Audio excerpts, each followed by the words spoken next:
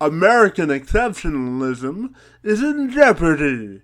The racial tensions are high, and the political culture is fractured at best. Mary C. Curtis is a columnist for Roll Call and an NPR contributor. She joined me this week to assess the political unrest and make sense of the turmoil. I'm Kevin McShann. Let's have this conversation.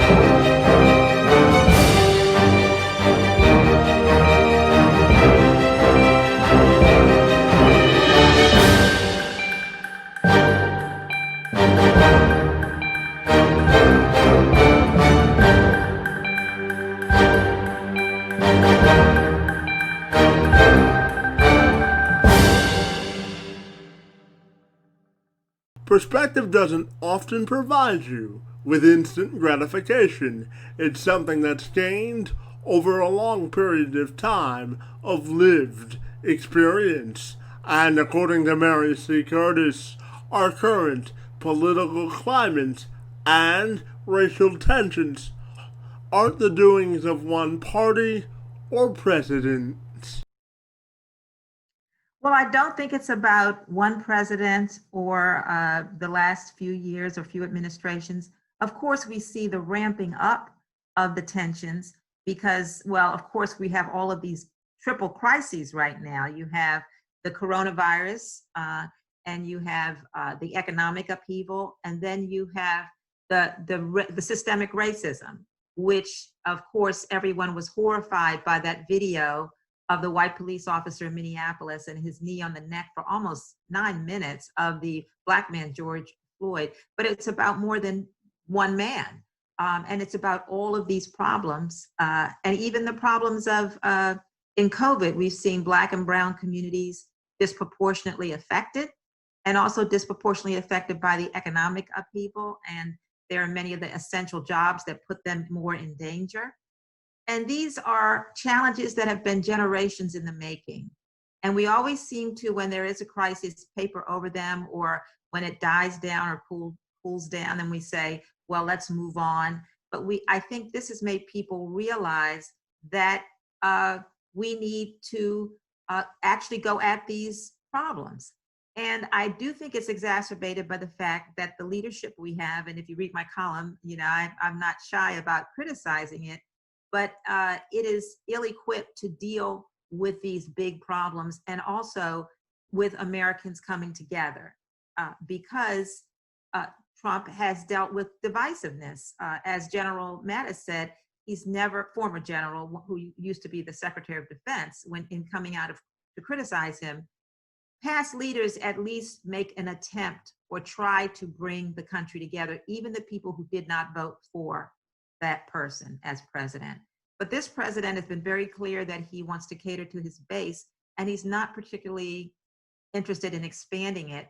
And you have the Republican Party, which is really the party of Trump. And so many members of the party have not criticized him, and they will go in lockstep and follow him because there's about 40% of the American people who will, what did Trump say when he was running? I could shoot somebody in the middle of Fifth Avenue and that would be okay. Well, it kind of is. Yep. And he also said he could fix anything, right? So yeah, division sells. Sometimes when you rub salt in the wound of division, and race has been something that's been with our country forever. And so that's why I think people are feeling very tense and on edge, because we have these huge challenges all at once, and we don't seem to have the leadership that is going to try to bring people together. And the only way we'll solve it is coming together. And when we look at the virus, it's been all over the map with that one as well. First, it was 15 people coming in from China, and then it'll be down to 0. Then it was maybe we should inject Clorox and disinfectant, and then it was the national emergency, and then 100,000 people later, the virus is still with us. So can you just talk about the shifting dynamic when it comes to the virus? Yes, well, we've seen that America is leading in the cases and many of the deaths. And I think it's because initially it was looked on a little, the president, I think it's been said that South Korea and the United States had their first deaths and cases at the same time, but they were slow to act on it. And it's complicated by the fact that we have 50 states. It's the United States, and each one has their own governors and governments. So it's a little bit more difficult to have a national federal response when you have all these different areas, and they were being affected in different ways.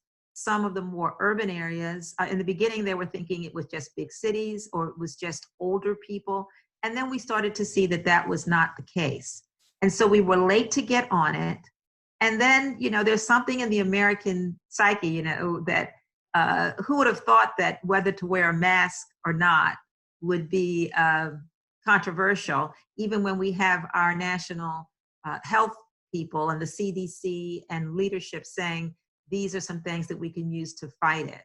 And now people are so antsy to get back out that you can see that there are fears that there will be hotspots and spikes that are coming out. So we really don't know, but people are getting out there. Here in Charlotte, North Carolina, there's a big controversy because the Republican convention was supposed to be here to renominate President Trump at the end of August, but our number of cases are still going up of COVID, and the governor and the Democratic leadership and the health officials are saying, well, we cannot guarantee that you're going to have this huge crowd of people, 20,000 or so people in a enclosed space. And the president loves, big crowds are his oxygen. And so that is really hinging on COVID and what the science shows. So I do think Americans, they don't like to follow the rules sometimes, but, it's also difficult to get a hold of it when you have all these different responses. We see some states like Georgia and Florida are opening up more quickly and other states are not. So I don't really know what's going to happen. I hope, of course, things go well, but we don't have a vaccine and we have some treatments, but it's something that we don't really know what's going to happen as of yet. And our response, and now you look at these different protests and you really do wonder, all these people coming out, will we see another spike? So I'm not sure what's going to happen, Kevin, but boy, there's a chance that we're going to see another wave in the fall. I tend to agree with you, and with all of the people that are actively protesting, that is certainly a possibility. George Floyd's story has been the story of black folks, because ever since 401 years ago, the reason we could never be who we wanted and dreamed to be in is you kept your knee on our neck.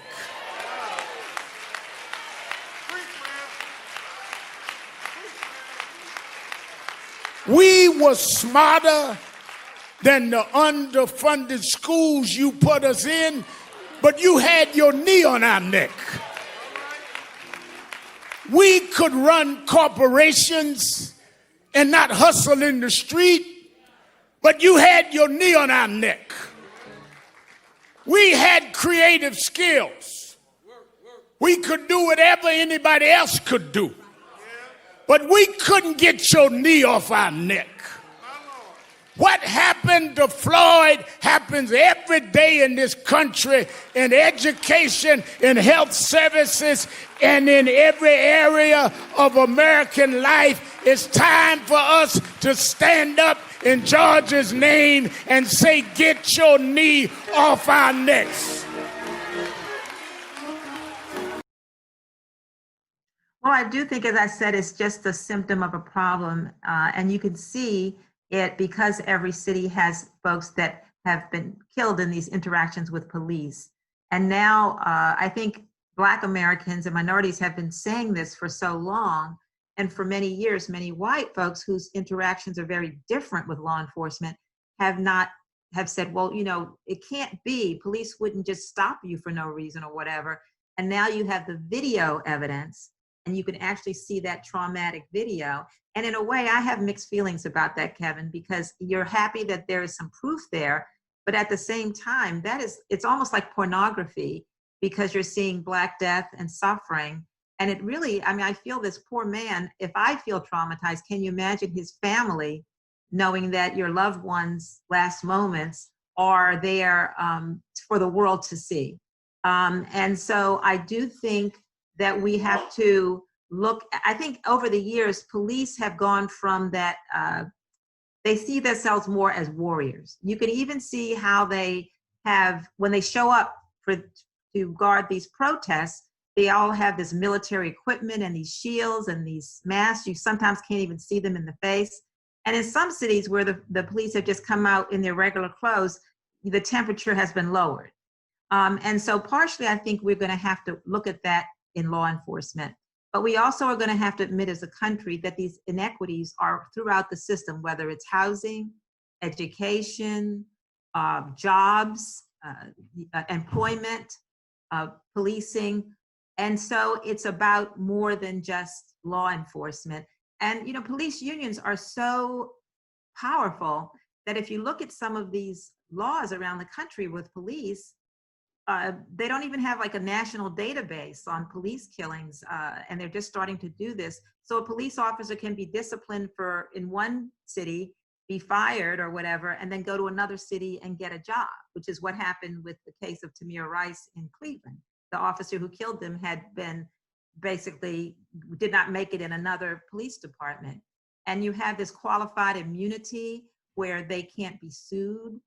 So they're going to have to seriously look at that. I know there is a bill in the House looking at the use of the chokehold, and whether they can have a bill that whole thing of cutting off the airflow. So you're going to see actually them taking a big look at examining law enforcement, but also systemic racism throughout the system. And I think that we'll have to do that. It's been interesting to see the response to the protests, the majority of which have been very peaceful. And sometimes now they have videos of the police reacting in ways that are oversized to the protests. And I guess it's difficult because police know that these protesters are pretty much protesting them and their practices. But if you are an enforcer of the law, you are still, obliged to protect and serve every citizen, no matter what neighborhood they're in, no matter what color. And, if someone from a crowd throws a bottle or something, you have to ask, does that justify, lighting up the whole crowd with flashbangs and tear gas? So I think America is going to have to look itself in the eye and see what we want to do about it. I will say that more people seem to have, this video did strike a chord because it was so egregious, It's just, I could hardly, 30 seconds is a long time. And I timed almost 9 minutes, and that's excruciating, The visual of that is certainly. And when you look at the way that the president responded to this and the virus and everything else going on politically, when you look at taking the temperature or encapsulating the political opinion, if you went out onto the street, what do you think people would tell you about their confidence or current standing in the government? Well, I do believe this president, some have said that this is a time where he needed to come out and give a big speech of unity to bring the country together. But others have said, that really isn't his wheelhouse. Even the people who support him would say that he's a combative president. His presence and empathy isn't in his wheelhouse. That's not. I don't think it would be authentic either. So yes, it wouldn't be authentic. And also, he has a past. So for him to come out, when there were peaceful protests like Colin Kaepernick and other football players kneeling, that was a peaceful protest against police brutality. And he called them names, that said they should be fired. He called them SOBs. And this was peaceful. So, when people did protest in a peaceful manner, he didn't receive it well. And when it comes to the racial divide, he has talked about countries of color as with an expletive. He was very disrespectful of the first Black president. He questioned his citizenship, his birther, that whole birther thing. Even before he was president, he and his father were sued for discriminating in their housing policies in New York City when they were in real estate. So as you said, Kevin, even if he tried to come out, it would not seem to be authentic. Even the way when the protesters with guns were showing up in capitals to reopen the states so they can get a beer and a haircut, he was tweeting "liberate" in support of them. And his reaction to these folks who are protesting police brutality is to say that governors should dominate and that they need to be tougher. And he's conflating peaceful protesters with, folks who are showing up to take advantage, whether they be criminals who loot or extremists on either side who are going to show up and break a window or loot. And you have seen the peaceful protesters very often stop those and say, don't break this window. And certainly that stunt when he cleared out Lafayette Park, even before the curfew, people who were peacefully protesting so he could walk to the church nearby and hold the Bible up. That was just, as I said, that people took that, and some of his supporters thought it was strong, and even some of his religious supporters like Franklin Graham approved. But then others said it was definitely, like the Archbishop of Washington and the head of the Episcopal Church there said that they feel that definitely was certainly not what should be done for a president of the United States. So as far as leadership to meet the moment, as you said, it is not in his wheelhouse, it's not his instinct, but it also wouldn't be authentic if he tried to do it. And I do think that he sees a little bit of this division as helping him in 2020 in the election, because he wanted to run on the economy, and you could see him trying to pivot already, and he didn't count on all of these other things going on. But of course, when you're president, you never know what's going to happen. You have to be there. And he did throw out the Obama administration's playbook, how to deal with the pandemic. And he also loosened up the consent decrees that the Obama administration had started to put in that the police, yeah. Police departments to account for some of these things. And you would like to think maybe if they had kept them in place, perhaps some of this could have been prevented, whether it's the health, and he's also trying to gut the Affordable Care Act. So all of these things that they're trying to gut perhaps could have helped with the health crises, the pandemic, the policing crises, and all of these. And just as a regular citizen, not as a reporter or not as a commentator, how do you feel personally about the country you're living in and the times we're living in? I'm just curious to your personal opinion. Well, personally, I'm a journalist. I'm also a person of my experiences. I'm an African-American woman. I grew up in West Baltimore, which is a neighborhood in a city that's been stereotyped in so many ways. And basically, I lived in a neighborhood like any other. There were great people mainly and a few knuckleheads. And but I'm the youngest of 5 children, and my 3 older siblings were involved in the civil rights movement. And I have a brother who was arrested twice in sit-ins. So I was very aware of politics even when I was a toddler, because there were these meetings and things going on in our home. And I would never say that we have not made progress, because of course, my brother was arrested for wanting to have a hamburger in a diner that no Blacks were allowed in the diner. So, but with every time you have progress, there is pushback.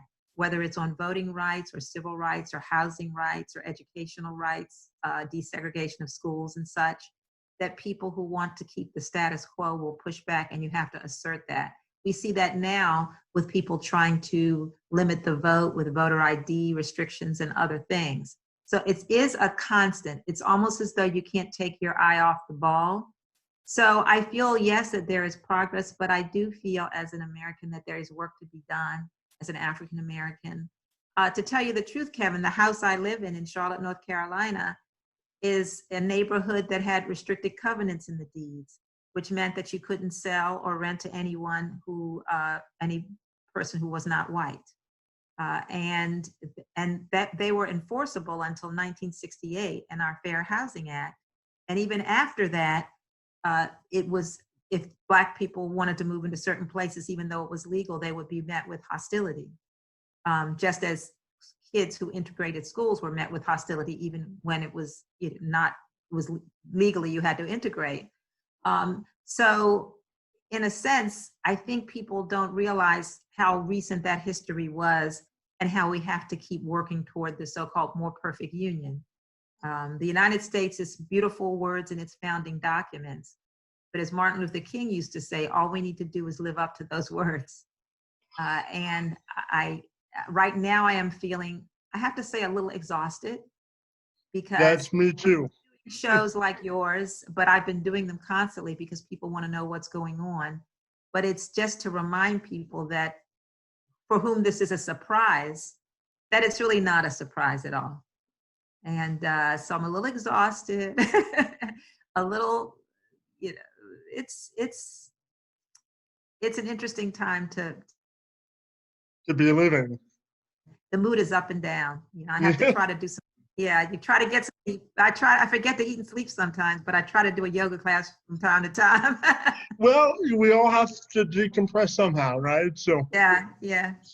So I'm just wondering, along those lines, I know that the president is trying to suppress mail-in voting, and can you just speak to how important it is for a large majority of people to vote if it's going to be a true representation of the election, and just your general thoughts on the president trying to suppress the vote?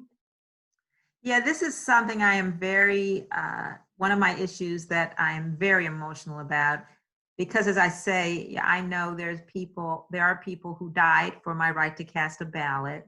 Medgar Evers was in World War II, and he lived that through all of that, only to come home to Mississippi and be murdered in his driveway with his wife and children in the home for trying to register people to vote. So to me, I vote for everything, I tell you, Kevin, even when it's nobody running against anybody or if it's for dog catcher, because I really feel like I can't get up and say, oh, it's raining today, or I don't feel like it, because I know what the sacrifice was. John Lewis, who's a congressman now from Georgia, he was beaten on the Edmund Pettus Bridge. He had his skull cracked open. So I know what the sacrifice was. So I think it's important. And I think right now, some of these folks who are marching are feeling so much like it doesn't matter and there haven't been enough changes that they might want to throw up their hands and say, what good does it do? But that's the only tool we have. And that's why I get really incensed when I see these laws saying, you can't, certain kinds of ID don't count, and he's trying to delegitimize mail-in voting, even though he votes by mail, the president. He does. And so many of his inner circle vote by mail. I worry because he's installed a new postmaster general. So you want to make that even the post office does not get delegitimized, even though they're trying to defund it in many ways. And I do think, I love these organizations like the NAACP, Legal Defense Fund, Stacey Abrams' Fair Fight, that is looking toward the voting piece of it. I also know Republicans have a lot of money that they're hiring people to be poll watchers. That is legal now. In the past, it's been said that it was intimidating. That's hiring like off-duty security and police to so-called monitor the polls with weapons. And I don't know if you can have weapons right there, but it seems like voter intimidation to me. So, and then we've seen in the past that polls in inner cities, polling places, they've trimmed them down. They may not have enough working voting machines. So they're trying to chip away in every way to say, rather than try to have my ideas appeal to the broadest number of people, I'm just going to make sure that the people I don't want to vote, don't vote. And so I hope they're starting to get in place things to make sure, particularly with COVID, a lot of people won't feel comfortable coming out to the polls. So to make sure they have things in place. But I do see some problems down the road, because if it's a very close race, you can see people arguing about what votes count, this is illegal, was this rigged? And that would, I think, toss the country into even greater turmoil if we can't even, and I worry that by President Trump saying you can't trust this kind of voting or that kind of voting, that he is ceding that. Even though we have a few states, both Democratic and Republican, that do all mail-in voting. I think Oregon, Washington State, maybe Utah. There's several states that do it because you have to have the infrastructure in there to protect it, but it can be done. You have to have money to do it. So it's not as though this is some crazy thing. New idea. Yeah, no, it's not. So I do like to stand up there and vote, but I don't know if I'll be comfortable come November. We'll see. We'll see. I'm not as young as you, Kevin, so I have to watch for. I completely understand. Now, when we look at the election itself, I'm wondering if you can compare and contrast, if either candidate wins, what sort of a direction do you think the country will be headed in if Trump gets reelected or if Biden gets elected as the next president? Well, I do think if Trump is elected to another term, he won't be running for re-election, so he'll feel unleashed. So all of the things that he has done this time, the way many of the folks that have done things, he's pardoned, the fact that he is really filling the courts with the support of the Republican Senate, very, very conservative young judges, which is affecting the judiciary. He might have one or more Supreme Court justices to name, which will really lock in that conservative majority, which is already a 5-4 majority. So you'll see that. And he will feel vindicated and that he can pretty much do anything. And the way right now he's ordering around the military and this and that, you really have to wonder what it would be like for 4 more years of Trump. I do not know, but a lot of people who felt that they were apprehensive about voting for Trump, but they felt once he got in there, the presidency would make him rise. I think they see that he is the person he always has been. I think internationally, we would be losing a little bit of our stature as a world leader because Trump has signaled that he really isn't as interested in that. He's pulled us out of so many international alliances, like the climate change and the nuclear pact and other things. The WHO just did that. Yes. And he seems more in tune with some of the more authoritarian type governments, whether it's Erdogan in Turkey or others. He seems to. Well, Russia got him elected. No. Putin, yeah, he seems more comfortable with that. With Joe Biden, I believe that he started off, of course, his first commercial was, he said he got in after Charlottesville and he saw Trump call some of the folks marching in the streets saying terrible things, and that they were very fine people, they were accompanied by white supremacists and neo-Nazis. And he said he was basically running to reclaim the soul of America. And in a sense, that has turned out to be true. But I do feel that he will be having to do more outreach to the more progressive side of the party, because we can see by people in the streets, they don't want just the status quo. They don't want to go back to where it was. They don't want an interim person to be calm. They are more interested in getting some systemic change to this, to whether it's healthcare or policing or whatever. They want substantive change. And you can see he's already, he's adopted some of Senator Elizabeth Warren's banking and corporate reform. And I could see him reaching out and doing that.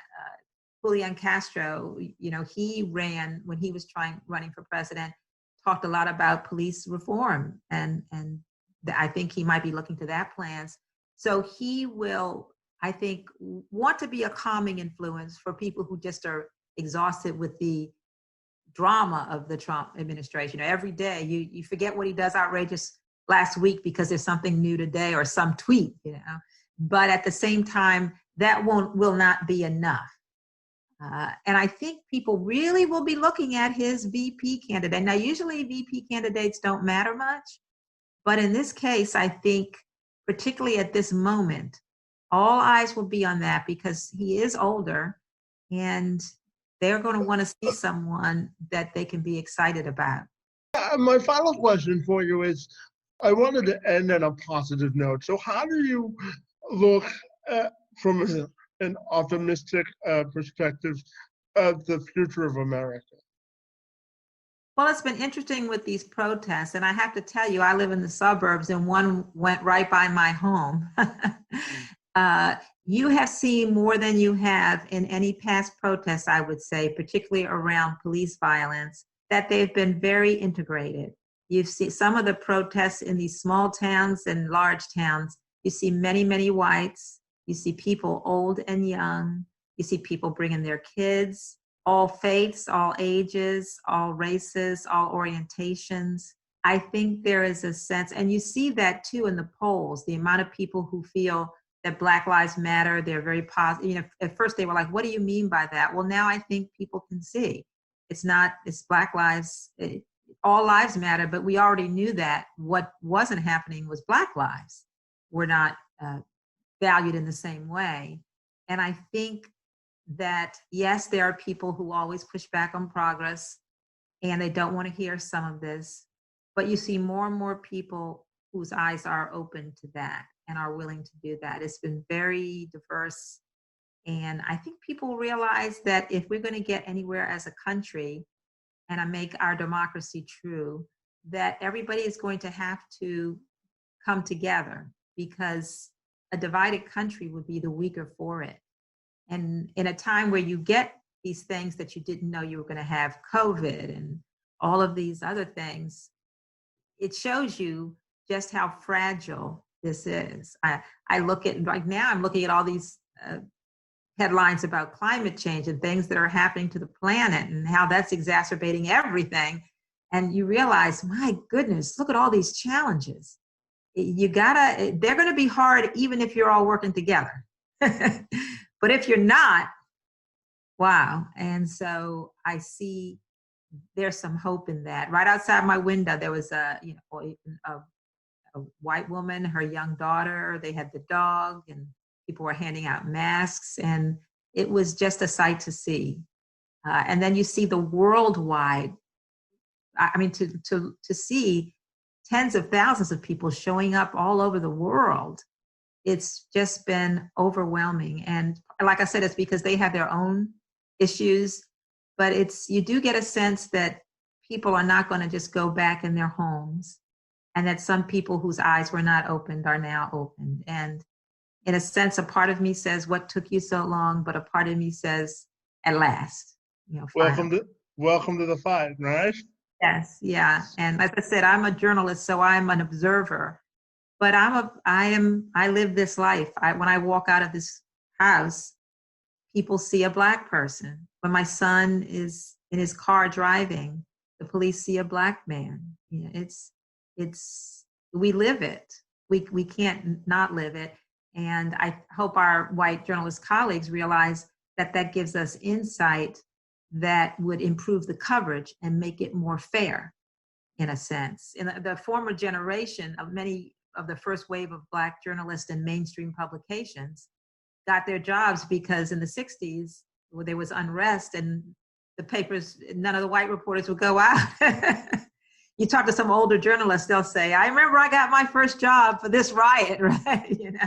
And so now you just have more people out there, and everybody's a citizen journalist in a way, because they have the cell phone and the internet.